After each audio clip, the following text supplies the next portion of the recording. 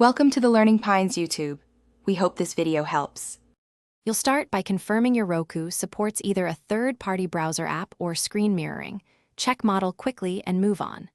Once done, make sure your Roku and the phone or PC are on the same Wi-Fi network so the stream won't drop.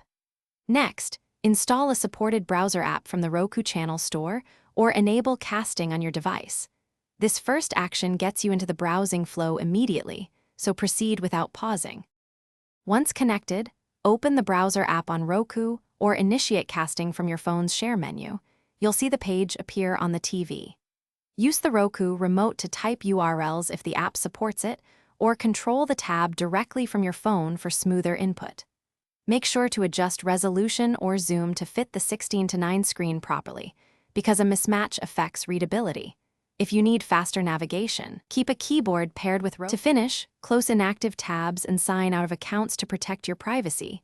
You'll also want a clear cache inside the browser app if it feels sluggish. Make sure Roku firmware and any browser apps are up to date, because updates fix playback and compatibility problems. If things go wrong, lag, no connection, or poor quality, restart both devices, check that Wi-Fi signal is strong, and lower streaming quality. This single troubleshooting step solves most issues quickly and gets you back to browsing. Thanks for watching.